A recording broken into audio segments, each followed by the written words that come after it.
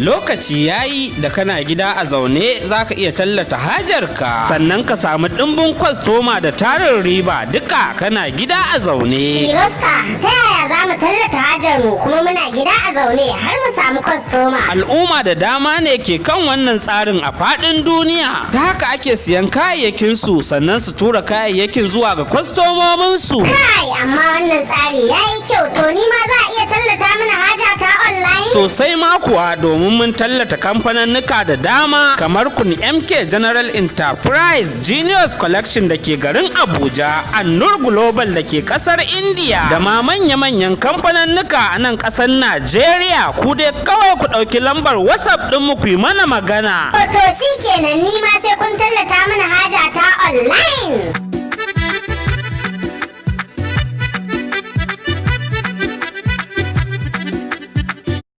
Likey